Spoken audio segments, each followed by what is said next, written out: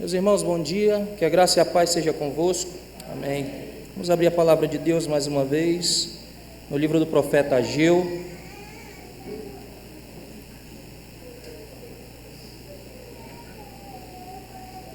capítulo 2,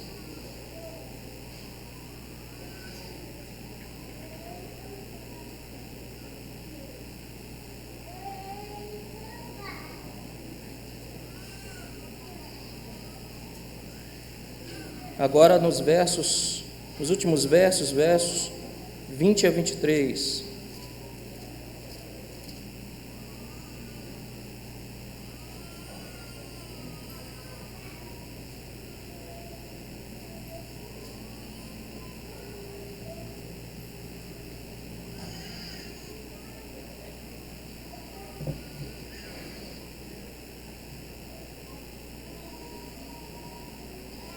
Diz assim a palavra do Senhor: veio a palavra do Senhor segunda vez a Ageu, ao 24º dia do mês, dizendo: fala a Zorobabel, governador de Judá, farei abalar os céus, o céu e a terra, derribarei o trono dos reinos e destruirei a força dos reinos das nações, destruirei o carro e os que andam nele, os cavalos e os seus cavaleiros cairão, um pela espada do outro. Naquele dia, diz o Senhor dos Exércitos, tomar-te-ei, ó Zorobabel, filho de Salatiel, servo meu, diz o Senhor, e te farei como um anel de selar, porque te escolhi, diz o Senhor dos Exércitos. Vamos orar mais uma vez. Pai nosso que estás nos céus, nós te suplicamos, por favor, a tua graça nesse momento sobre nós, sobre aqueles que têm que ouvir a tua palavra e sobre mim que devo anunciar. Que o Senhor, tanto a um quanto a outro, conceda graça, Pai. Livra-me dos meus próprios erros e limitações, e que Cristo seja exaltado nesta noite, ou nesta manhã. Em nome de Cristo, Senhor, nós oramos. Amém. Na vida, irmãos, nós enfrentamos momentos de grande expectativa, realizações, mas também nós enfrentamos momentos de incertezas, de frustrações.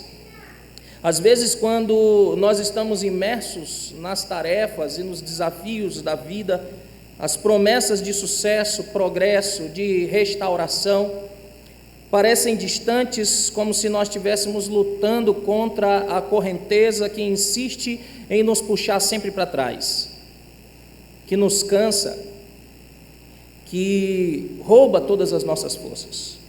E em meio a momentos assim, quando a confiança começa a vacilar e a visão do futuro se torna turva, surge uma pergunta essencial: será que Deus realmente está no controle de todas as coisas? Será que Deus cumprirá todas as suas promessas quando todas as circunstâncias parecem dizer o completo oposto, totalmente contrário? Foi exatamente esse dilema do povo de Israel aqui após o retorno do exílio, como os irmãos têm ouvido já desde o primeiro sermão em Ageu. Eles estavam reconstruindo o templo, mas eles estavam enfrentando também dificuldades imensas. A obra parecia, o final dela parecia distante, e além daquilo que eles estavam fazendo, parecia muito ínfimo à luz da grandeza de que eles esperavam, ou da grandeza de outrora, como o templo de Salomão. As promessas de Deus pareciam estar sendo adiadas, vez após vez, ano após ano, e com vistas limitadas pelas circunstâncias, ou olhando apenas para as circunstâncias ao redor deles, eles começaram a questionar: será que Deus vai restaurar realmente todas as coisas que foram perdidas quando nós fomos para o cativeiro babilônico?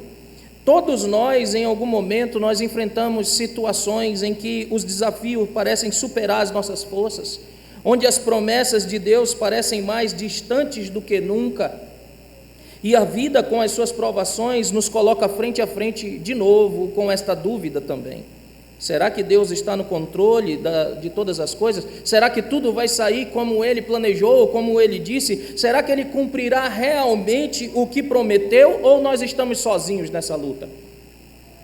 Essa dúvida nesse mundo quebrado é natural. Mas uma resposta nós encontramos aqui em Ageu, capítulo 2, do verso 20 ao 23, que nos convida a uma confiança profunda na soberania de Deus que governa todos os eventos e sempre cumpre as suas promessas, mesmo quando a visão humana não consegue enxergar como elas serão cumpridas. Se você lembrar novamente, nós temos Ageu capítulo 2, verso 20 ao verso 23, Deus, ele por meio do seu profeta, ele vai nos ensinar uma lição vital. Deus governa todas as coisas com a autoridade soberana e certamente cumprirá todas as suas promessas, mesmo quando as circunstâncias pareçam contrário. Ele é o Senhor sobre o presente, sobre o passado, sobre o futuro. Deus, então, faz todas estas coisas e com base na sua fidelidade, no seu caráter, que nós podemos confiar plenamente no cumprimento da sua palavra. A restauração de Israel não dependia da força ou da habilidade do povo, não. Nós temos isso já nos 5 primeiros livros de Moisés que foram escritos. Deus diz que não escolheu o povo porque eles eram grandes ou porque eles eram fortes, mas Deus escolheu por seu amor eletivo. Foi o poder soberano de Deus que os escolheu para cumprir as promessas redentivas que Ele havia planejado desde toda a eternidade. E essa verdade também se aplica a nós hoje. Em momentos de fraqueza, em momentos de dúvida, nós podemos descansar no caráter de Deus, na natureza de Deus, na certeza de que Deus está no controle e cumprirá todas as suas promessas, que serão cumpridas certamente ao seu próprio tempo, onde Ele determinou. Agora observe no verso de número 20, que no mesmo dia em que Ageu entregou a terceira profecia, como nós já vimos no verso de número 10, o Senhor trouxe uma quarta mensagem, no verso de número 20 é o que nós temos. E então, desta vez, como pode ser visto no verso de número 21, diretamente para Zorobabel, o governador de Judá. Este homem era um descendente da linhagem de Davi, ele era um descendente de Davi e havia sido chamado para liderar o povo nessa reconstrução do templo em um contexto de profunda vulnerabilidade. Lembrem-se, o povo estava sem as suas muralhas, eles estavam construindo também, eles estavam sem os templos, eles estavam sem as suas casas, toda a terra havia sido queimada por conta da invasão babilônica e o povo ainda enfrentava ameaças externas dos outros povos que estavam fazendo pressão nisso. E como a oposição das nações vizinhas que eles estavam enfrentando, mas não apenas isso, eles também enfrentavam dúvidas, incertezas, desânimos e até oposições internamente, como se você ler o livro de Neemias e Esdras, você vai identificar. E diante disso, Deus agora dirige uma mensagem específica para o líder deste povo, para o líder desta nação, garantindo-lhe que o seu plano soberano estava em andamento. Deus estava pondo o seu plano redentivo em andamento. E na profecia, Deus faz promessas grandiosas aqui. Ele anuncia, como já anunciou lá no verso de número 6 do capítulo 2 também, que irá abalar os céus e a terra, derrubando tronos e destruindo o poder das nações. E esse abalo representa a ação soberana de Deus sobre as potências do mundo, demonstrando que nenhum poder terreno pode impedir, pode parar, pode frustrar os planos eternos do Senhor. E ele está lembrando a Zorobabel e ao povo que o Deus que governa a história desde sempre é o mesmo Deus que está com eles agora. Mas a mensagem não é apenas sobre destruição, é também sobre restauração. Ele diz a Zorobabel no verso de número 23, naquele dia te tomarei, ó Zorobabel, e te farei como um anel de selá, porque te escolhi. O anel de selá era um símbolo da autoridade, da aliança de Deus com o povo, utilizado pelos reis muitas vezes para autenticar, um anel de selá para autenticar os decretos que o rei dava. Então aqui está Deus reafirmando a aliança davídica. Lembre-se, Zorobabel é descendente de Davi, então ele está reafirmando a aliança davídica e pegando Zorobabel, mostrando que Zorobabel é um instrumento escolhido para dar continuidade à linhagem que culminará certamente no Messias, o Senhor Jesus Cristo. E essa profecia oferece esperança ao povo em dois níveis, pelo menos. Primeiramente, ele reforça que Deus está no controle, conduzindo a história, mesmo diante do caos aparente, mesmo que eles vejam ou olhem para as coisas e achem que Deus parece não estar no controle. O segundo aspecto, ou o segundo nível que nós temos aqui, é que ele aponta para um futuro glorioso. Então, o reinado messiânico prometido, que trará redenção, restauração completa ao povo de Deus. E para nós hoje, a mensagem de Ageu, no capítulo 2, desses versos 20 ao verso 23, nos lembra que mesmo quando as circunstâncias parecem instáveis e ameaçadoras, Deus está agindo mesmo assim. E Ele está abalando os sistemas do mundo para estabelecer o seu reino eterno, as suas promessas, cumprindo aquilo que Ele prometeu em Cristo. Então, irmãos, a partir desse texto nós aprenderemos que Deus governa e cumpre todas as suas promessas soberanas, e Ele faz isso ao exaltar o seu escolhido, trazendo esperança e segurança ao seu povo. Ageu capítulo 2, verso 20 a 23, nos mostra que Deus exerce a sua soberania absoluta sobre as nações, quando Ele abala os reinos, desmantelando os poderes terrenos para estabelecer o seu propósito eterno, que é exaltar o seu escolhido, o seu ungido. E mesmo em tempos de aparente fragilidade, confusão, caos, Ele permanece fiel em suas promessas, sustentando aquilo que prometeu e sustentando o seu povo em meio a estas coisas. Por isso a escolha de Zorobabel como um sinal da sua aliança aponta para o cumprimento definitivo em Cristo Senhor, o Rei prometido, que traz segurança e redenção final. Então vejamos aqui em primeiro lugar como Deus governa as nações com soberania absoluta, versos de número 21 e 22. O texto nos versos 21 e 22 nos conduz à realidade consoladora de que a soberania de Deus é absoluta sobre as nações. Nesse texto ele declara: eu abalarei os céus e a terra, derrubarei os tronos, ou o trono dos reinos. Essa imagem, ela reflete, irmãos, um Deus que não apenas observa o acontecimento histórico, não apenas observa distante as coisas acontecendo ou se desenrolando, mas Ele intervém na história com uma autoridade suprema, garantindo que o seu propósito eterno sempre, absolutamente sempre permaneça. E nenhuma força humana, por mais organizada e impotente que seja, ou imponente, na verdade, que seja, o que pareça, pode resistir à vontade do Criador. E ao longo das Escrituras, essa verdade ela é reiterada de uma forma inegável. Nós já temos exemplos disso nas Escrituras. Lembrai-vos, por exemplo, do Êxodo, quando Deus confrontou ali a potência mais poderosa do mundo antigo, o Egito. Deus, por causa das suas promessas, por causa do seu povo, então Ele confronta essa potência mais poderosa daquele momento e liberta o seu povo com mão forte e com braço estendido, como ele fala ou como relata. As pragas, o Mar Vermelho, a queda de Faraó são apenas exemplos do modo de como o Senhor abala os reinos para revelar a sua glória. E nós temos exemplos após exemplos. Se nós fôssemos verificar a história da redenção, nós veríamos diversos exemplos. Da mesma forma, os grandes impérios, por exemplo, que desafiaram a Deus, a Babilônia, a Pérsia, a Roma, o Egito, surgiram e caíram conforme a sua soberana determinação. Todos eles passaram. Por mais fortes que parecessem, por mais imponentes que parecessem, nenhum deles subsistiu. Esses eventos históricos, então, ilustram que Deus é, de fato, o Rei dos Reis, o Senhor dos Senhores, conduzindo a história segundo os seus decretos, segundo aquilo que Ele quer, conforme a sua vontade. E por que, então, como servos de Deus, nós olhamos às vezes para as circunstâncias do mundo e sentimos medo e sentimos angústias, ficamos aflitos pelo que pode acontecer, pelo cenário nacional, pelo cenário mundial, onde nós ouvimos guerra, onde nós vemos um caos na geopolítica, na economia, todas estas coisas? É porque as guerras, a instabilidade política, a instabilidade econômica, os desastres parecem escapar do nosso controle.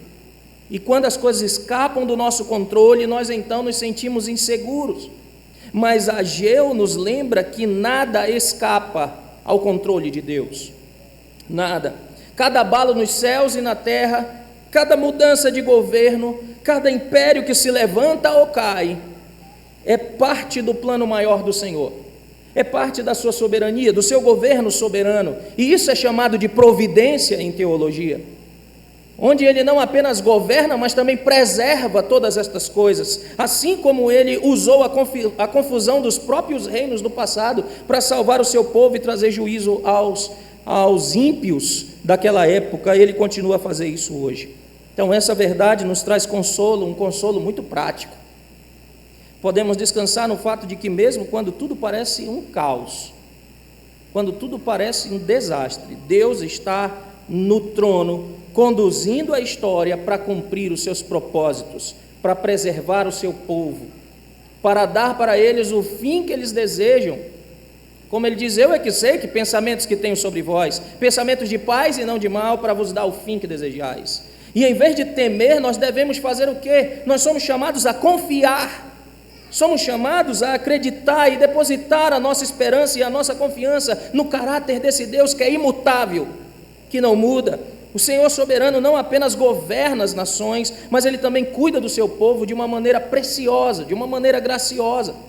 O verso 21 e 22 nos chamam a olhar para o alto, para olhar para aquele que está acima dos montes. Como disse o salmista, eu elevo os meus olhos para os montes, de onde me virá o socorro? O meu socorro vem do Senhor, que fez os céus e a terra. Então elevar os nossos olhos para o alto e lembrar que o mesmo Deus que derruba reinos é o Deus que sustenta a nossa vida. E Ele usa até os conflitos, os abalos, para moldar-nos à imagem de Cristo e para garantir que no final o seu reino eterno será finalmente consumado. Portanto, ao vermos os reinos deste mundo sendo abalados, ao invés de nos desesperarmos, quando nós vemos crise política, crise econômica, crise jurídica, diversas crises dos nossos tempos que estamos vivendo, ao invés de nós nos desesperarmos, nós deveríamos colocar a nossa vida, a nossa confiança diante do Senhor, em oração, confiando que Ele está sempre trabalhando, mesmo nos eventos mais tumultuados, mesmo nos momentos em que parece que não, mas Ele está trabalhando para glorificar o seu nome e cumprir as suas promessas. Viva com essa segurança e proclame ao mundo que o nosso Deus reina soberanamente sobre todas as coisas. Mas além disso, abalar os céus e a terra, derribar os tronos, os reinos que Ele vai fazer com as nações, um pela espada do outro, como disse no verso de número 22, nós temos algo ainda mais impressionante no verso de número 23. Naquele dia, diz o Senhor dos Exércitos, tomar-te-ei, ó Zorobabel, filho de Salatiel, servo meu, diz o Senhor, e te farei como um anel de selá, porque te escolhi, diz o Senhor dos Exércitos. Há muita coisa aqui para desempacotar. Então nós temos aqui, quando o livro de Ageu termina, nós temos aqui a esperança de Israel sendo renovada. O Senhor cumprirá a sua promessa, mas nós podemos nos perguntar, com que finalidade? Com que finalidade nós temos isso? Porque nós que temos a revelação inteira, nós vemos que agora, depois de 2.500 anos, nós temos o resto da história e nós sabemos que Zorobabel nunca ascendeu o trono. Zorobabel, em sua vida, realmente nunca ascendeu ao trono judaico. Então, por que essa promessa? Sabemos que Israel nunca viu o abalo das nações. Nós sabemos que essa restauração do Estado judaico florescente que eles estavam esperando, que eles haviam imaginado, não foi vislumbrado no momento em que os profetas falaram. Não foi vislumbrado naquele momento, e em vez disso eles permaneceram em grande parte sob o domínio de outras nações. Os persas, os gregos, e na época de Jesus sobre os romanos. E durante todo esse período eles ansiavam por um Messias. Eles ansiavam por essa promessa de que ele tomaria o descendente de Davi, seu servo, e restauraria então, abalaria todas as nações e restauraria o trono. Eles ansiavam por um rei ungido da linhagem de Davi, que, como está escrito no Salmo de número 2, e como nós cantamos aqui, para o qual eles olhavam frequentemente, enquanto eles esperavam um Messias que quebraria as nações com vara de ferro e despedaçaria como a um vaso de barro, como faz um oleiro. E então ele expandiria sua possessão até os confins da terra. Eles estavam esperando por isso. Eles esperavam então, e oravam, e esse tipo de rei nunca veio. Mas Jesus veio. E dos 4 relatos do Evangelho, Mateus e Lucas registram a genealogia de Jesus.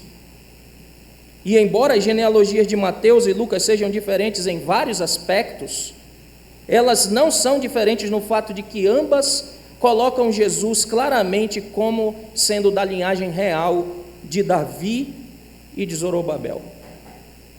Jesus tem uma linhagem real. E então, quando Jesus começa o seu ministério, o que ele faz? Ele faz um pronunciamento real. Ele diz: o tempo está cumprido, o reino de Deus está próximo. E a sua pregação, os seus milagres atraíram grandes multidões, e essas multidões ficaram maravilhadas com a sua autoridade e conseguiram discernir que ele poderia ser o Messias tão esperado. Finalmente Deus cumpriria a sua promessa de Ageu capítulo 2, verso de número 23. O Messias esperado, que tinha toda a autoridade, eles tentaram levá-lo à força e torná-lo rei, mas para sua surpresa Jesus se retirou deles. Eles queriam proclamar Jesus naquele momento porque eles achavam de fato que ele era, mas não da maneira como Jesus veio. E enquanto eles esperavam isso, quanto mais eles tentavam exaltar um trono terreno para Jesus, mais Jesus se humilhava como um servo celestial, como servo sofredor. E os romanos vieram até o jardim, vocês lembram? Pedro desembanhou a sua espada para finalmente quebrar as nações, como a promessa está feita, para quebrar as nações com uma vara de ferro, mas Jesus ordenou que a espada voltasse para a bainha e a orelha para o seu lugar. E então, embora os discípulos tenham recuado com medo, Jesus prosseguiu para o seu julgamento. Ele aceitou um manto real, mas foi um manto ridículo, de escárnio, de sofrimento.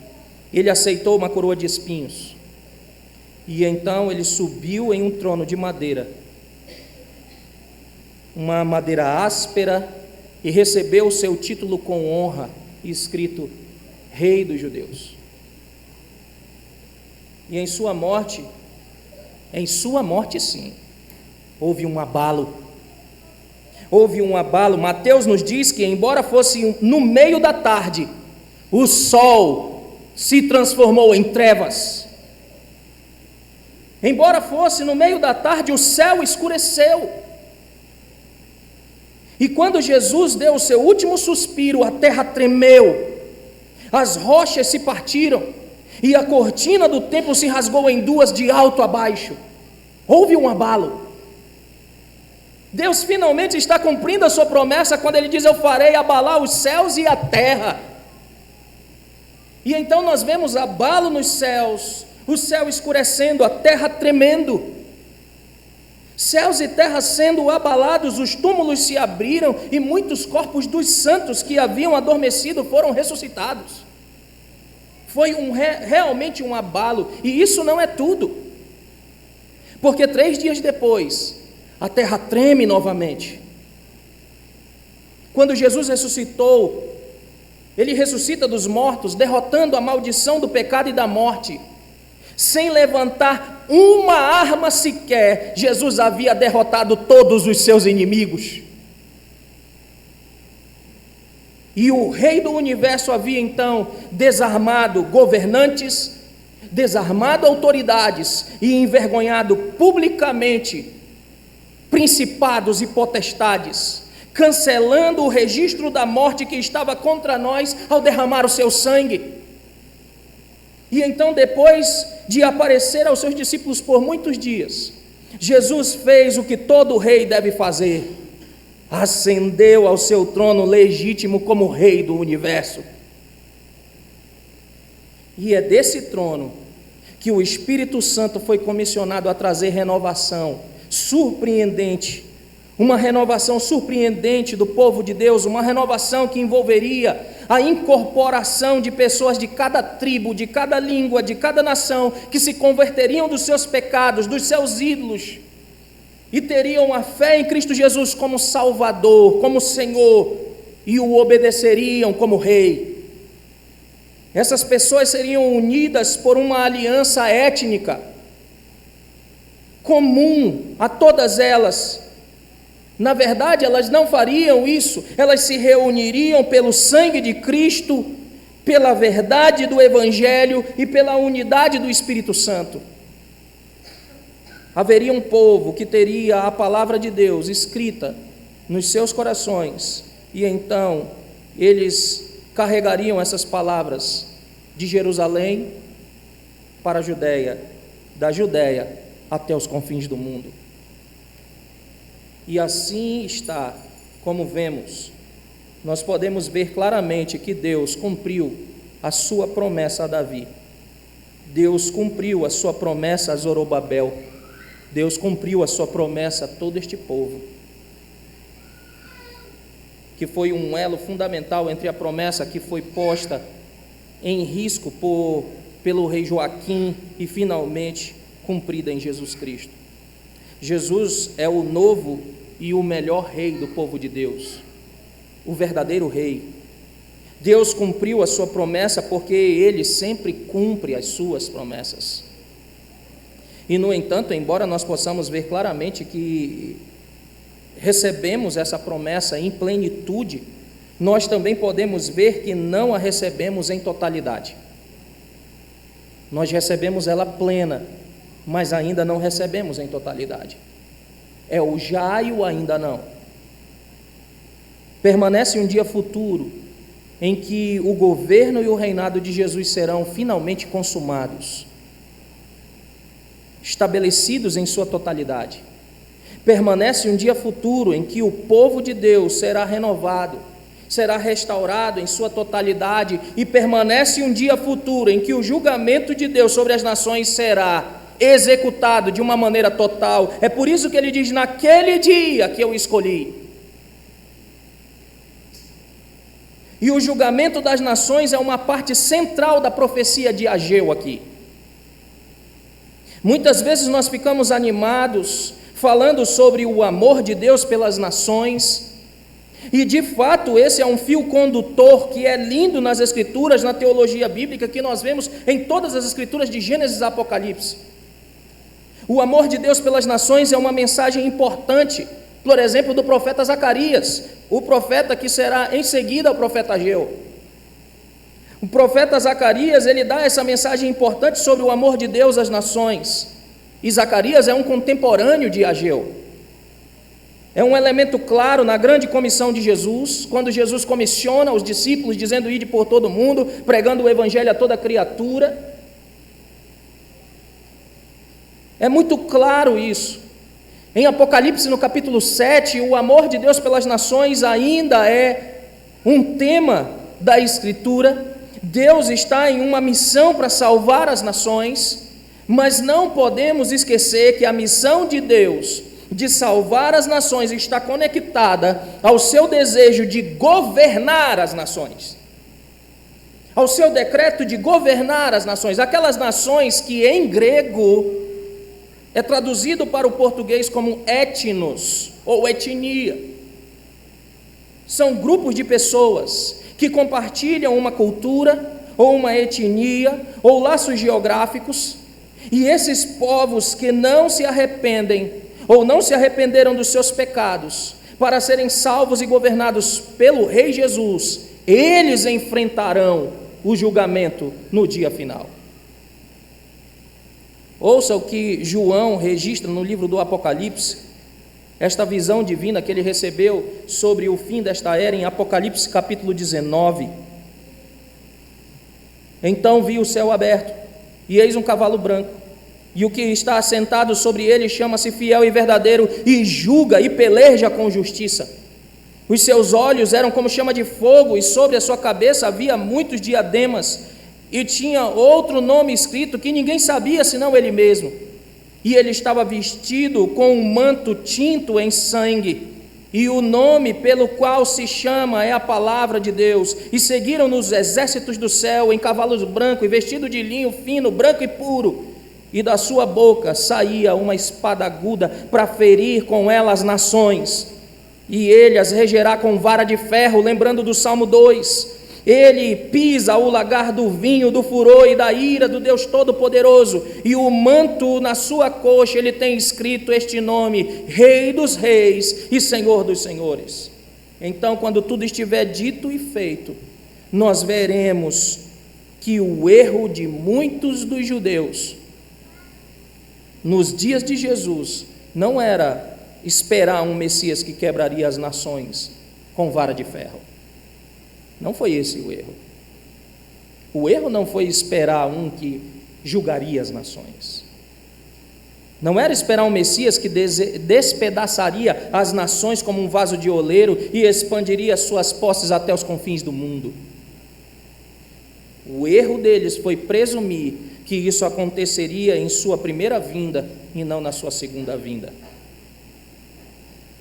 As Escrituras são claras, muito claras, quando fala que Jesus, no final dessa era, derrubará o trono dos reinos e destruirá a força dos reinos das nações e derrubará os carros com os seus cavaleiros.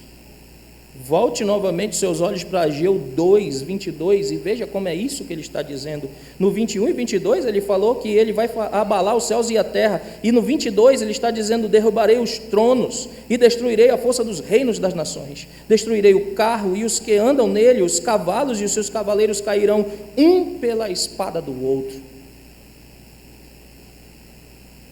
Ele derrotará todos os poderes concorrentes, todos os poderes rebeldes, em uma vitória clara, decisiva e final. Então, como nós respondemos a estas coisas? Vou dar 3 pontos de aplicação dessa verdade nesta manhã. O primeiro é adorar o Rei dos Reis e o Senhor dos Senhores. Cada um de nós tem uma decisão a tomar. Ou nós reconhecemos que Jesus Cristo é o legítimo Salvador e Rei do Universo, merecedor de toda a adoração, glória, louvor, ou buscaremos em vão algo que alguém busca preencher nesse papel. Dinheiro, tecnologia moderna, medicina moderna, um pastor famoso, um político, um país, um conjunto de doutrina, um conjunto de ideias. Muitas pessoas estão atrás dessas coisas para preencher isto que nunca substituirá o verdadeiro lugar ou legítimo do Rei dos Reis e Senhor dos Senhores, a adoração a Ele. Essas coisas podem ter um lugar na vida cristã, mas elas não podem ter um lugar no trono. O trono deve ser reservado para o Senhor Jesus Cristo. A adoração deve ser reservada para o Senhor Jesus Cristo, e não é à toa que quando João vê o anjo, que ele se prostra, ele diz: opa, não faça isso. Há apenas um digno de adoração, aquele a quem Tomé olha e diz: Deus meu, Rei meu. O trono deve ser reservado apenas para o Senhor Jesus Cristo.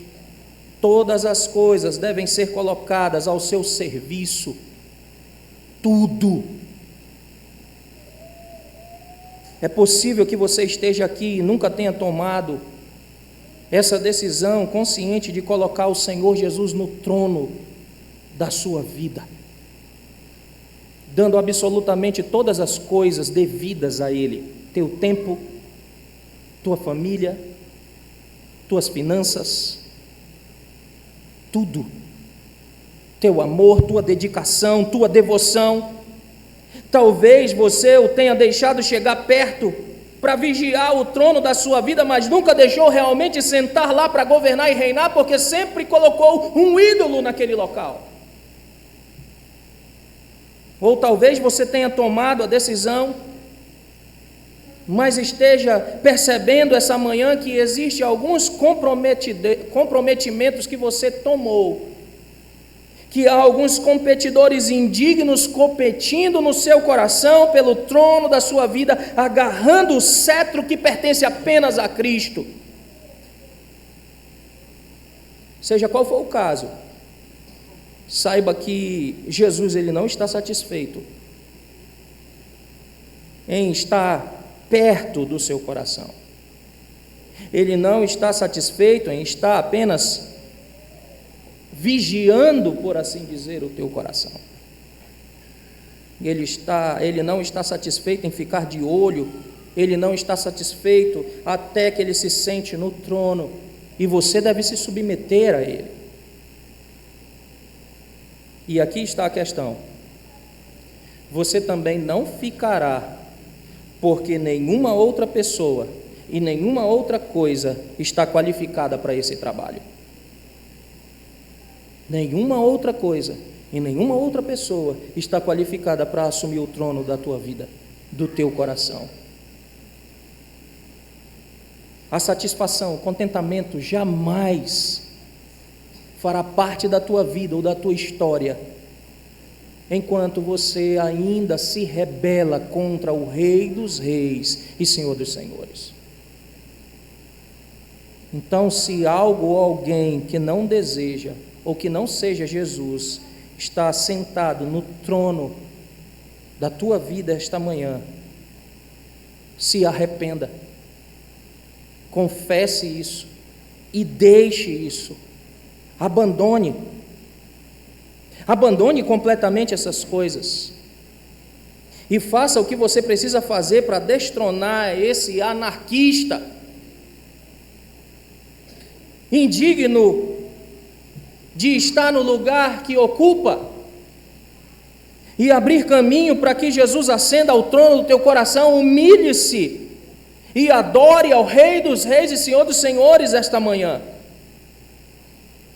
Então, a primeira coisa que nós devemos fazer, visto que Ele é o Rei prometido, não de uma nação judaica, mas de todo o universo,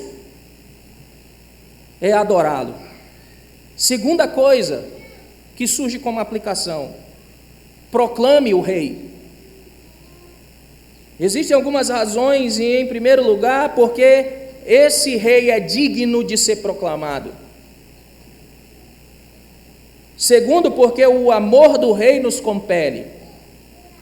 Mas em terceiro lugar, esta é uma razão séria, mas apropriada para tornar Jesus conhecido, porque algum dia Jesus retornará para julgar as nações.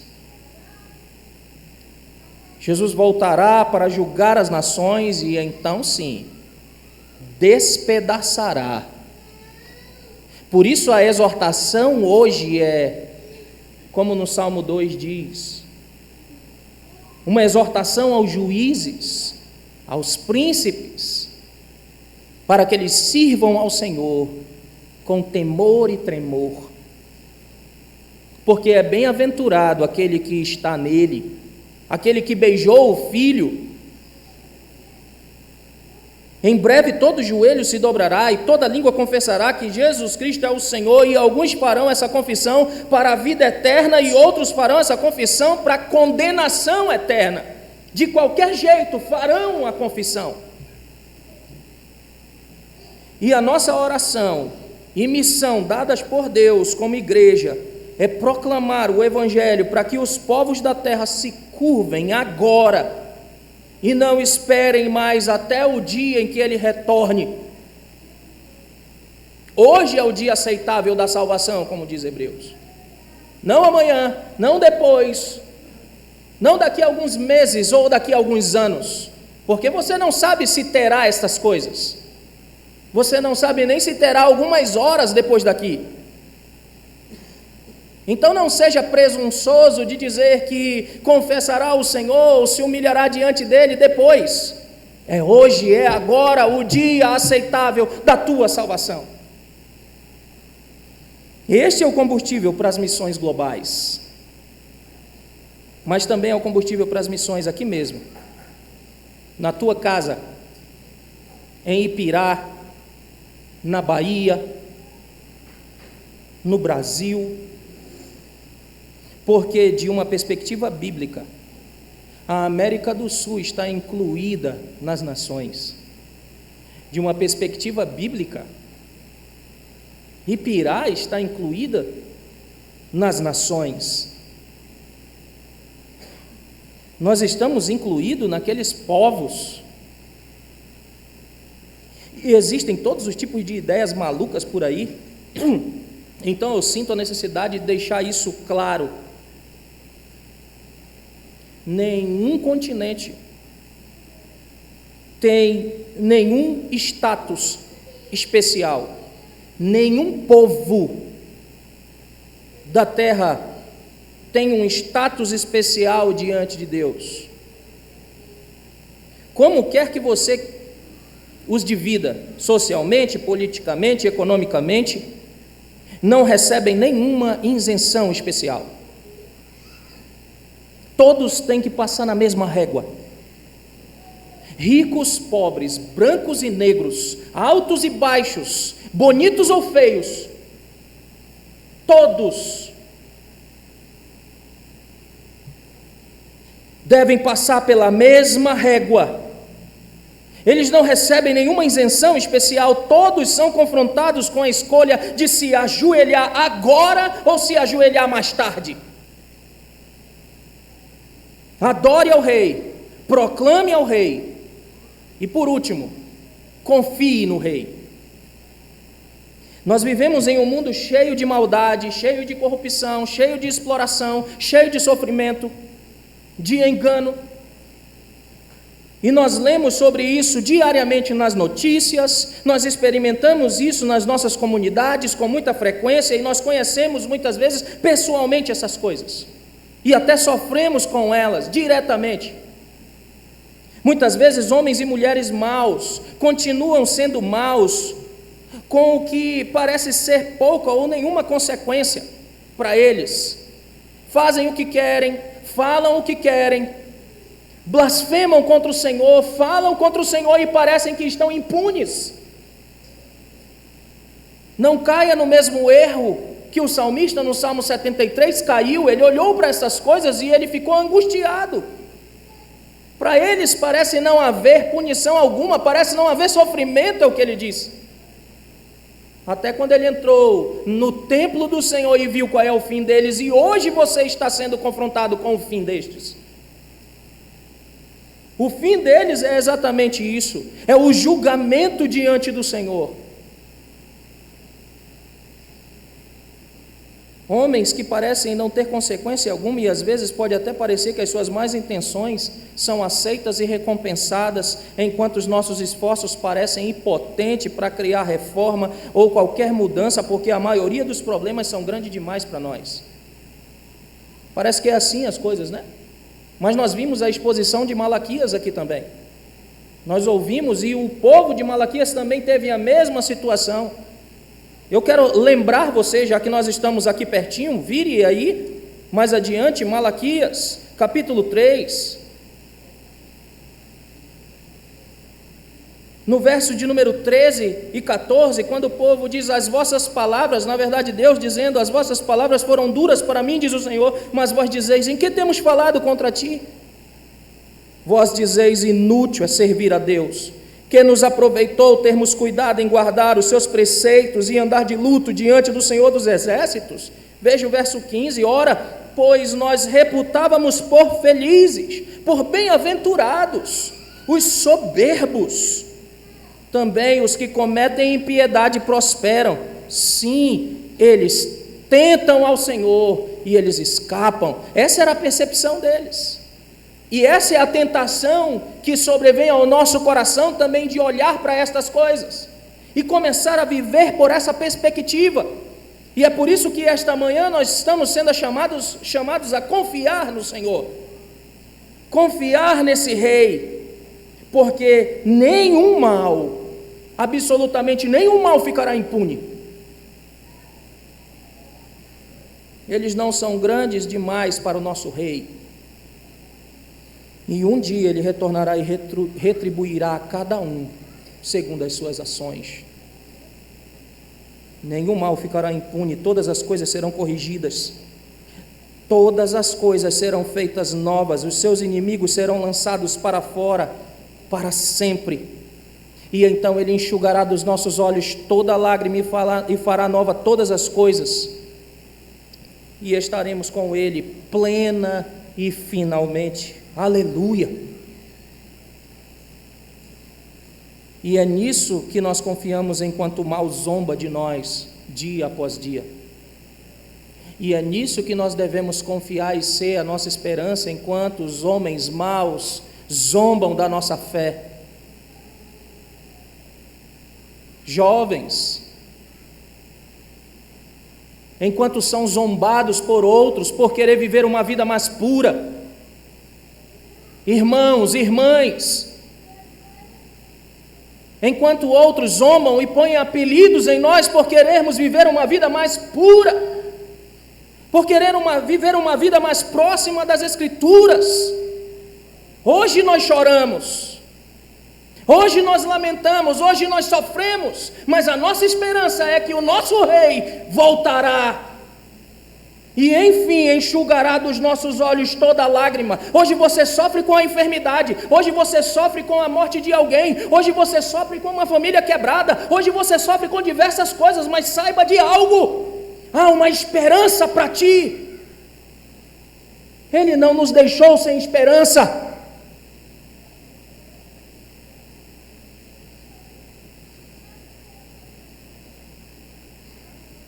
Naquele dia que eu escolhi, diz o Senhor, Ele não tarda a sua promessa. Pedro diz que Ele está sendo paciente, misericordioso, para que tu, ó bendito irmão, se arrependa. Para que tu, meu amado, que vive em trevas hoje, se arrependa e não seja consumido. Jesus é confiável? Por um lado, eu diria que Jesus é a pessoa mais confiável que você poderia conhecer. Ele pode nos salvar do pecado, nos dar vida eterna, nos preservar em todas as tempestades. E por outro lado, eu poderia dizer que Jesus é a pessoa mais perigosa que você poderia conhecer, mais ameaçadora que você poderia conhecer.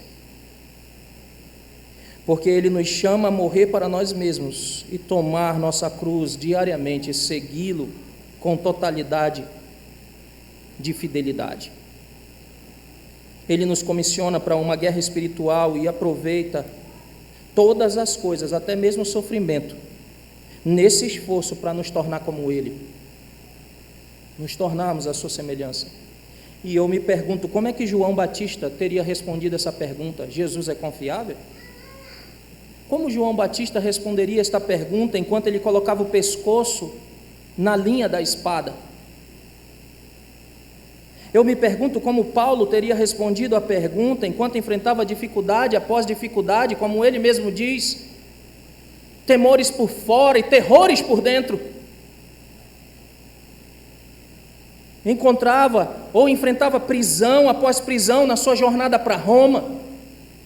Eu me pergunto como Martinho Lutero teria respondido a essa pergunta enquanto segurava um prego para cravar as 95 teses na porta daquela igreja.